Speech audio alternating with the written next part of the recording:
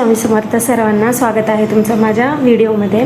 तर व्हिडिओ बनवण्याचं कारण तुम्हाला थंबनेल पाहून लक्षात आलंच असेल। मला फक्त एकच सांगायचं आहे की हे बघा, तुम्ही पहिले तर ना व्हिडिओचा गैरसमज नका करून घेऊ। आणि व्हिडिओ कुणाचे पण असो, व्हिडिओ कुणाचेही असो, जेवढे सोशल मीडियावर क्रिएटर आहेत त्यांच्यापैकी कुणाचीही असो, कुणाच्या व्हिडिओ खाली जाऊन काही कमेंट नका करू पहिले तर, प्लीज माझी रिक्वेस्ट आहे। आणि राहिला प्रश्न करिश्माचा, तर करिश्माशी मी काल बोलले, म्हणजे फोनवरती बोलले। तुम्हाला तर माहितीच आहे, तर तिच्या व्हिडिओवरनं सगळ्यांना माहिती आहे ती खूप आजारी आहे आणि तिला हॉस्पिटलमध्ये वगैरे आहे ती।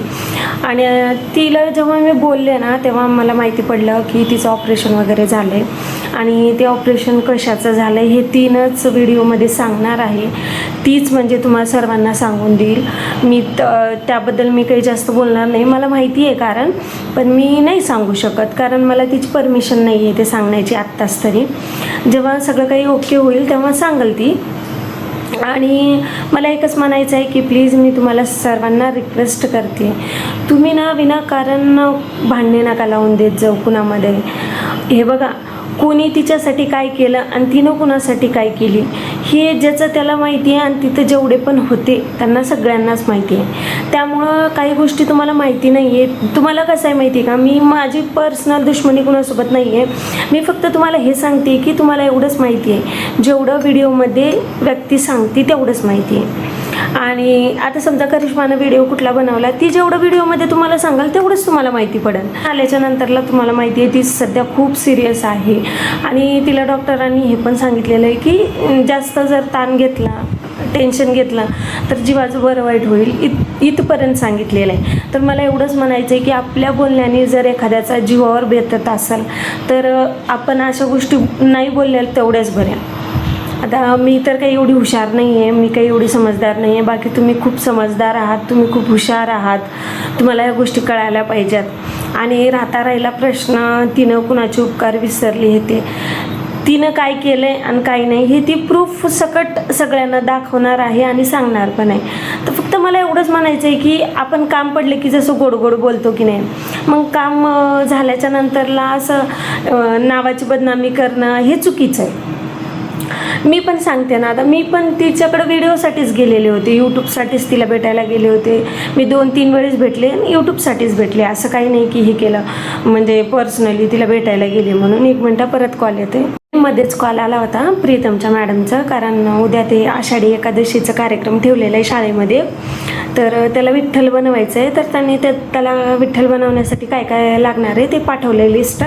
त्यांचं म्हणणं असं होतं की ते लिस्ट बघून घ्या आणि त्याला विठ्ठलासारखा बनवून पाठवा, कारण तो दिसायला सावळा आहे आणि म्हणजे थोडाफार दिसतो विठ्ठलासारखा, असा चेहरा विरा आहे थोडंसं, आणि तो म्हणजे ॲक्टिंग वगैरे छान करतो माझा प्रीतम, त्यामुळं। तर चला आपण मेन मुद्द्याकडे वळूया।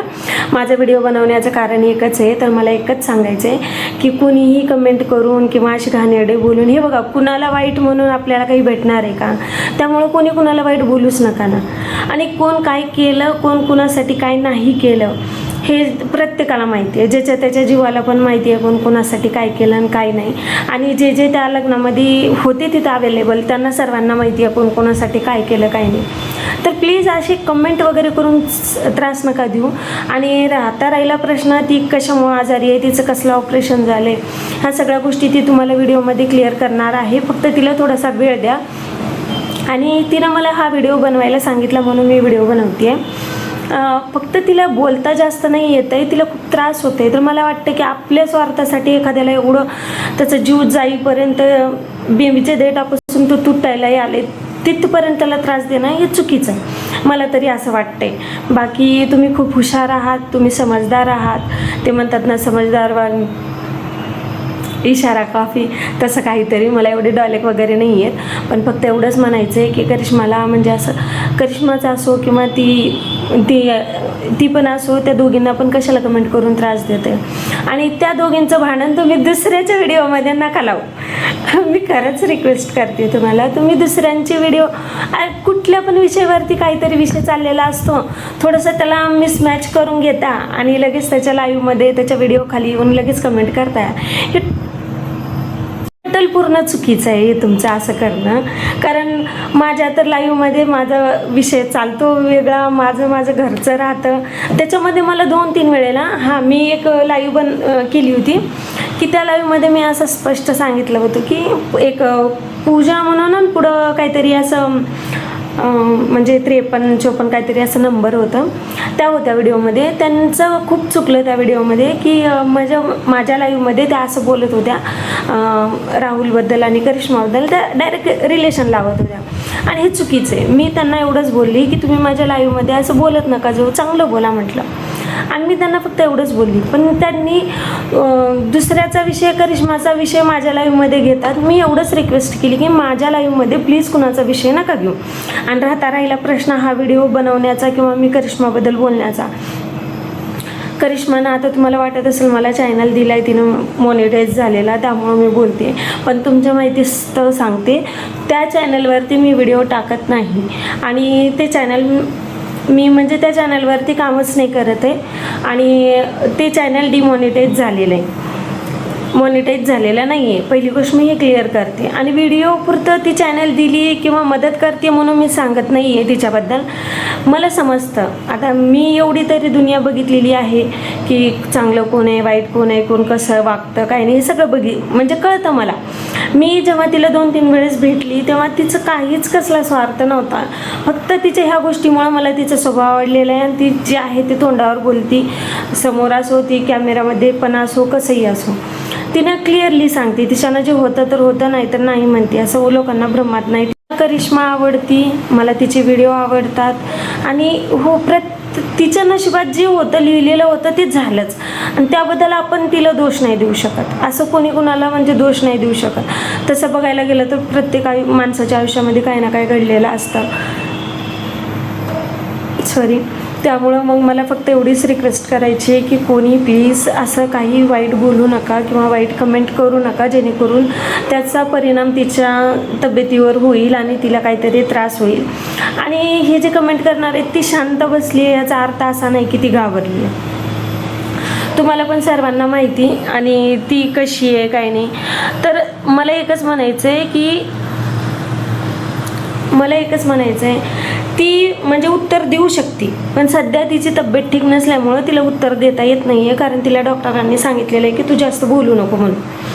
मग त्यामुळं ती शांत आहे. आणि परत प्रश्न जर तिला जास्त कोणी काही बोलला तर तिचं काही नवरा ऐकून घेणाऱ्यातल्या नाही आहे. कारण मी भाऊजींना पण चांगलंच ओळखते. तर भाऊजी म्हणजे ती आता कोणी असो, कुणाचा पण नवरा, जेव्हा आपल्या बायकोवरती वाईट कोणी काही बोलेल, वाईट कमेंट करतील, तेव्हा प्रत्येक नवरा बोलतोच समजा. तर त्यामुळं मला एवढंच म्हणायचं आहे की असे मोठे भांडणे लावोस तर की नाही, प्रत्येकानं सुखानं खाणं, ज्याचं काम त्यांनी करा. तुमचं झालं ना काम, व्हिडिओ तिच्याकडनं मदत घेतली, चॅनल मॉनिटाईज झाला, ठीक आहे ना. तुम्ही तुमचं ठीक आहे, तुम्ही थँक्यू जरी म्हणत नसाल तर वाईट तरी नका ना बोलू. मला एवढंच म्हणायचं आहे. तर आता माझ्याकडे एक स्क्रीनशॉट आलेला आहे कमेंटचा, त्यामध्ये खूप चुकीच्या पद्धतीनं बोललेलं आहे. आपण आपलं काम पडलं की समोरच्या व्यक्तीला गोड गोड बोलतो, काम झालं की असं बोलतो. हे मला तरी खूप चुकीचं वाटलं. मी ती काही स्क्रीनशॉट लावणार नाही आहे, काही नाही, कारण मला परमिशन नाही आहे तशी.